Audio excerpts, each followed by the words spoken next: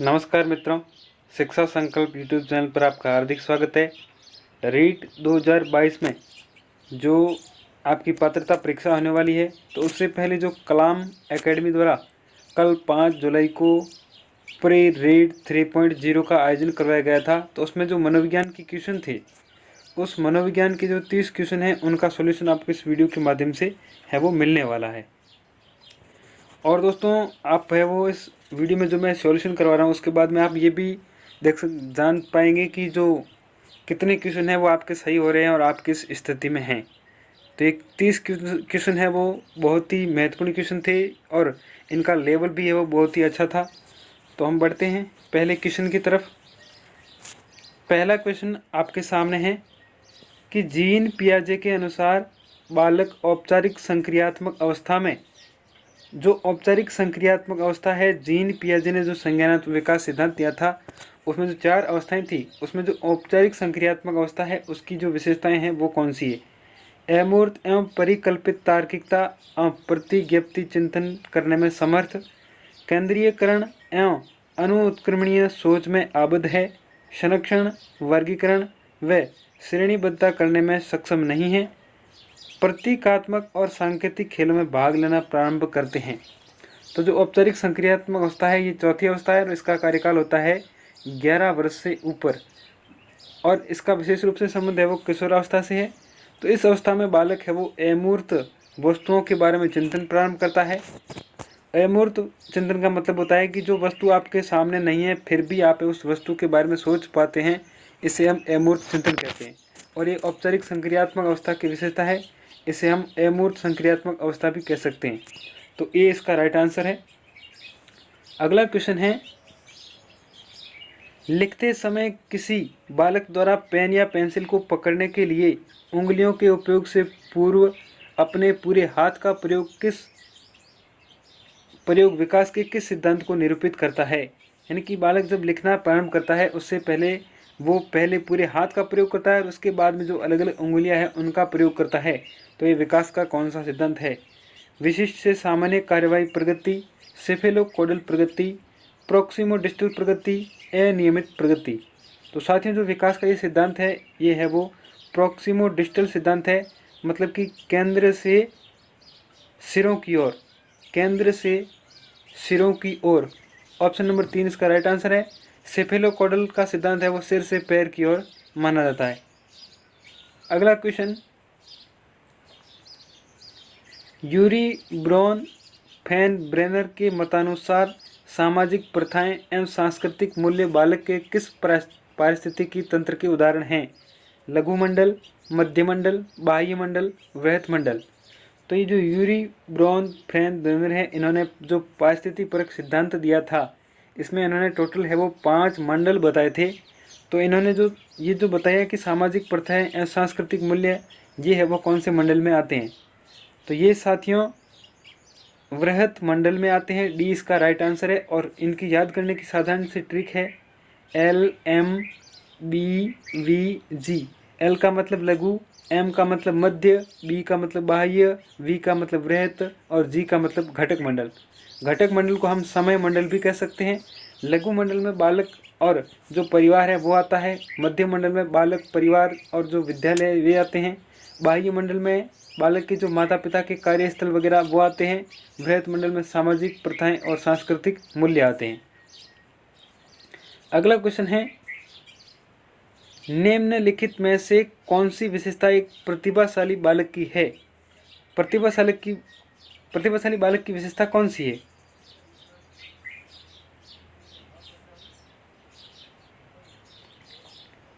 धारा प्रवाह पढ़ने में कमी, मौलिक समाधानों के बारे में सोचने की क्षमता, आसानी से विचलित होने की आदत, शीघ्रता एवं स्वतंत्र रूप से सीखने की योग्यता। तो शीघ्रता व स्वतंत्र रूप से सीखने की योग्यता ये प्रतिभाशाली बालक की विशेषता है। और मौलिक समाधानों के बारे में सोचने की क्षमता, ये है वो जो सृजनात्मक बालक होते हैं, क्रिएटिव चाइल्ड, उनकी विशेषता मानी जाती है। अगला क्वेश्चन, कोहलबर्ग के अनुसार नैतिक विकास की एक ऐसी अवस्था जिसमें कोई व्यक्ति अपनी नैतिकता को वर्तमान में प्रचलित सामाजिक मानदंडों अथवा नियमों के अनुरूप आंकता है कि नैतिकता का कौन सा स्तर कहा गया है। कोहलबर्ग है, इन्होंने नैतिक विकास के 3 स्तर बताए थे, पूर्व परंपरागत, परंपरागत और पश्च परंपरागत। तो ये जो विशेषता है ये परंपरागत स्तर से संबंधित है, बी इसका राइट आंसर है। और कोहलबर्ग ने नैतिक विकास सिद्धांत में जो बालक है उन पर अलग अलग रूप से वो प्रयोग किए थे।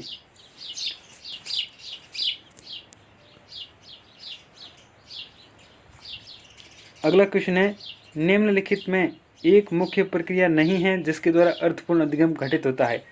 आपको इस ऑप्शन में वो चीज़ बतानी है जो अर्थपूर्ण अधिगम में नहीं होती है। पुनरावृत्ति एवं अभ्यास, निर्देशन एवं संचालन, पारस्परिक विचार विमर्श एवं अन्वेषण, तथ्यों को रटना एवं कंठस्थ करना।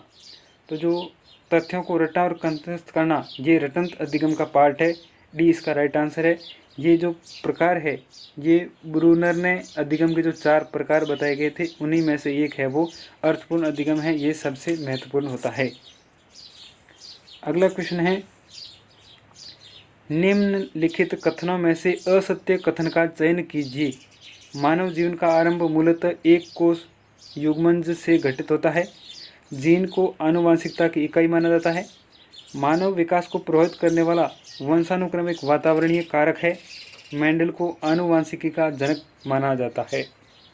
तो जीवन का प्रारंभ मूलतः एक कोष से ही घटित हुआ, ये सही है, क्योंकि जो कोष होता है उसे हम संयुक्त कोष कहते हैं, जिसमें पितृकोष और मातृकोष से है वो 23 गुणसूत्र मिलते हैं और टोटल है वो 46 गुणसूत्र होते हैं।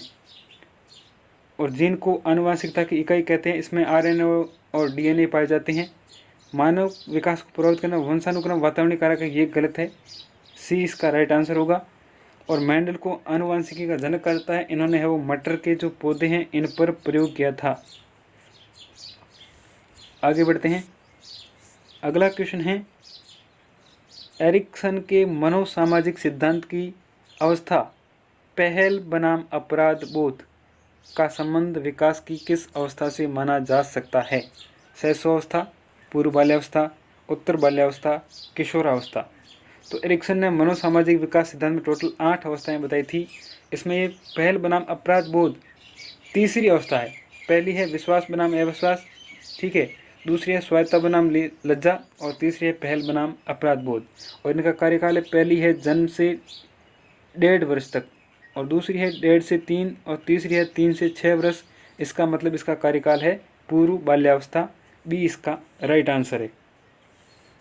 अगला क्वेश्चन है, अधिगम की विशेषता नहीं है। अधिगम से व्यवहार में होने वाले परिवर्तन अपेक्षाकृत स्थायी होते हैं।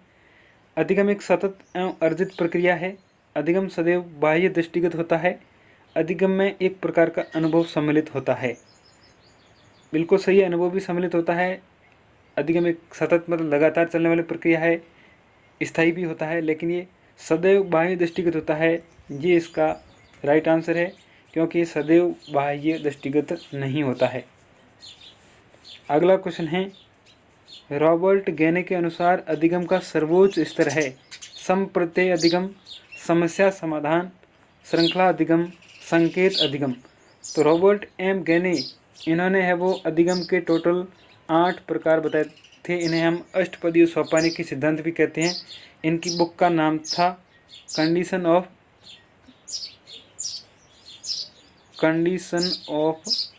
लर्निंग, इनकी बुक का नाम था। इन्होंने टोटल 8 प्रकार बताए थे और इसमें जो सबसे सर्वोच्च स्तर का जो अधिगम है वो समस्या समाधान अधिगम है, बी इसका राइट आंसर है। अगला क्वेश्चन है, इसमें आपको ये सम्मिलित करना है, ये जो मनोवैज्ञानिक है और इनके द्वारा जो संप्रत्यय दिए गए इनको है वो सम्मिलित करना है। कैटल है, स्पीरमैन है, गार्डनर है और स्टनबर्ग है। तो कैटल है, कैटल ने फ्लूइड एवं क्रिस्टलाइड बुद्धि, फ्लूइड का मतलब है तरल और क्रिस्टलाइज का मतलब है ठोस, और तरल ठोस बुद्धि का सिद्धांत है वो कैटल ने दिया था। स्पीरमैन ने सामान्य और विशेष कारक सिद्धांत दिया था, जिसे हम जीएस सिद्धांत भी कहते हैं, जनरल एंड स्पेशल, ठीक है। और गार्डनर ने बहुबुद्धि सिद्धांत दिया था और स्टनबर्ग ने त्रितंत्री सिद्धांत दिया था, जिसे हम बुद्धि का ट्राइआर्किक सिद्धांत भी कहते हैं। तो ए का 2 नंबर, ठीक है, बी का 1 नंबर, सी का 4 नंबर और सी का 4 नंबर और डी का 3 नंबर। 2 1 4 3, 2 1 4 3, बी इसका राइट आंसर होगा। अगला क्वेश्चन है, निम्नलिखित में से कौन सा डिस्प्रेक्सिया के लक्षणों में से एक है? तो ये जो डिस्प्रेक्सिया है उसके जो लक्षण हैं उनमें से कौन सा है? वर्तनी समझने में समस्या, गणितीय गणना करने में समस्या, एक कलम पकड़ने और लिखने में समस्या, भाषा के उच्चारण की समस्या। तो डिस्प्रेक्सिया ये एक प्रकार की लेखन विकृति है। तो इसमें जो राइट आंसर है वो ऑप्शन नंबर सी होगा, एक कलम पकड़ने और लिखने में समस्या। अगला क्वेश्चन है, एक 17 वर्ष की महिला समान परिस्थिति में अधिकांश लोगों द्वारा खाए गए भोजन से अधिक और बेहिसाब मात्रा में भोजन करती रहती है। उसके बाद वह प्रायः सप्ताह में 3 या 4 बार बलात् उल्टी कर देती है। वह महसूस करती है कि इस पर उसका नियंत्रण नहीं है। उसकी शारीरिक जांच के परिणाम सामान्य हैं और वजन भी सामान्य है। अधिक संभावना है कि वह निम्नलिखित में से ग्रसित है। ये है वो कौन सा, एक प्रकार से कहें तो कौन सी परिस्थिति है? Anorexia nervosa, bulimia nervosa, binge eating disorder या इनमें से कोई नहीं। तो ये साथियों बुलिमिया नर्वोसा है। इसमें है वो अधिक मात्रा में भोजन करना और इसके बाद में है वो उल्टी करना, ये बुलिमिया नर्वोसा के लक्षण है। एनोरेक्सिया नर्वोसा में जो महिला होती है वो कम भोजन करने का प्रयास करती है क्योंकि उसे है वो मोटापे का खतरा रहता है। और ये विशेष रूप से जो किशोरावस्था होती है 12 से 19 वर्ष की अवस्था होती है, इसमें ये है वो दोनों प्रकार के ये जो भोजन संबंधी विकृतियाँ हैं वो पाई जाती है। अगला क्वेश्चन ये भी सम्मिलित करने से संबंधित है। यहाँ पे घटना दे रखी है और यहाँ पे मनोवैज्ञानिक है वो संबंधित। प्रेक्षण अधिगम, तो प्रेक्षण अधिगम दिया था एल्बर्ट बांडुरा ने, ठीक है। और संज्ञानात्मक मानचित्र जिसे हम कॉग्निटिव मैप कहते हैं, ये इसने दिया था। भिन्न उद्दीपनों का साहचर्य पावलो ने दिया था। और अधिगम संज्ञानात्मक विकास की ओर ले जाता है, ये वाइगोस्की ने दिया था। तो इसमें इस प्रकार से होगा 3 1 4 2, 3 1 4 2, बी इसका राइट आंसर होगा। अगला क्वेश्चन है, निम्नलिखित में से कौन सा एक सृजनात्मक चिंतन को प्रोत्साहित करने का सही तरीका नहीं है? जो सृजनात्मक चिंतन है, क्रिएटिव थिंकिंग है, उसका जो प्रोत्साहित करने का जो सही तरीका है वो कौन सा नहीं है? ब्रेन स्टॉर्मिंग, डायरी रखना, मस्तिष्क प्रकृतिकरण, धन का प्रस्ताव रखना। तो इसमें जो राइट आंसर है वो डी है, धन का प्रस्ताव रखना। एक प्रकार का लालच देना है, इससे बालक में है वो सृजनात्मक क्षमता का विकास नहीं होगा। डी इसका राइट आंसर। अगला क्वेश्चन है, निम्न में से किसने उपलब्धि अभिप्रेरणा के समप्रत्यय सिद्धांत निर्माण पर अधिकांशतः कार्य किया? उपलब्धि अभिप्रेरणा, अचीवमेंट मोटिवेशन, रोजर्स और सीआर, Julian Rotter, David McClelland, Victor Frankl. तो ये जो अचीवमेंट मोटिवेशन उपलब्धि अभिप्रेरणा का सिद्धांत है वो डेविड मैकलीलैंड ने दिया था। सी इसका राइट आंसर है।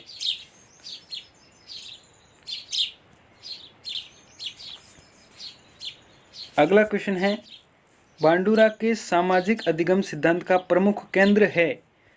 ये जो अल्बर्ट बांडुरा थे, इन्होंने जो सामाजिक अधिगम सिद्धांत दिया था, ठीक है, सोशल लर्निंग सिद्धांत, तो इसका जो प्रमुख केंद्र है, जो मूल विषय वस्तु है वो क्या है?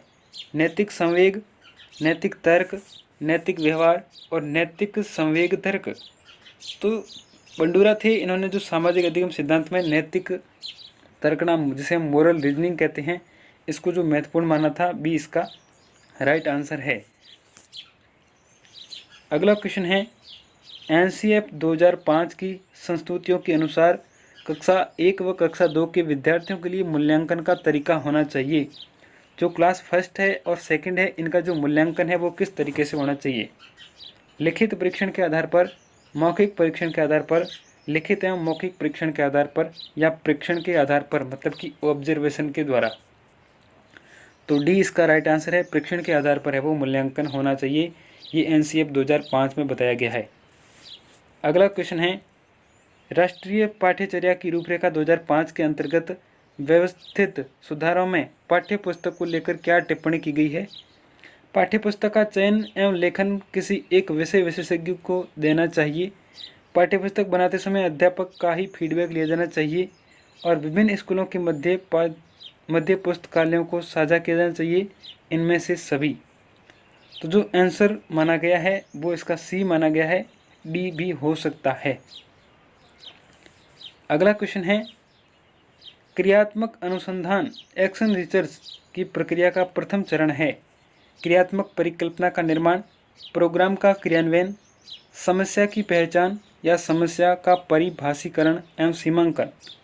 तो इसका डी राइट आंसर है। अगला क्वेश्चन है, शिक्षा का अधिकार अधिनियम 2009 में एक शैक्षणिक वर्ष में उच्च प्राथमिक स्तर पर कितने न्यूनतम शैक्षणिक घंटों का उल्लेख किया गया है? ये जो उच्च प्राथमिक स्तर मतलब कि कक्षा 8 तक 6 से 8 तक के लिए न्यूनतम जो आवर्स है वो कितने होने चाहिए? ठीक है, तो 6 से 8 के लिए 800 होने चाहिए, 1000 होने चाहिए, 1200 होने चाहिए या 1500 होने चाहिए। तो 20 का राइट आंसर है। लेकिन जो 5वीं तक है वो घंटों की संख्या 800 होनी चाहिए। तो इस क्वेश्चन का राइट आंसर बी होगा। अगला क्वेश्चन है, विद्यार्थी के विकसित कौशल तथा ज्ञान का परीक्षण कहलाता है नैदानिक परीक्षण, उपलब्धि परीक्षण, समाजमिति परीक्षण या मानक संदर्भित परीक्षण। तो विद्यार्थी के जो कौशल है और जो ज्ञान है, स्किल एंड नॉलेज का जो टेस्ट होता है उसे हमें वो उपलब्धि परीक्षण कहते हैं, अचीवमेंट टेस्ट इसका राइट आंसर होगा। अगला क्वेश्चन है, शिक्षा में सुधार के लिए विभिन्न आयोगों की सिफारिशों में आंतरिक जांचों की संख्या बढ़ाने की सिफारिश की गई है क्योंकि आंतरिक जांच अधिक निष्पक्ष होती है, अधिक वैध एवं विश्वसनीय होती है, सभी पक्षों का मूल्यांकन करती है या यह मूल्यांकन तटस्थ होता है। तो जो आंतरिक जांच है, ठीक है, इनकी बढ़ाने की सिफारिश इसलिए क्योंकि की गई है क्योंकि ये सभी पक्षों का मूल्यांकन करती है। सी इसका राइट आंसर है। अगला क्वेश्चन है,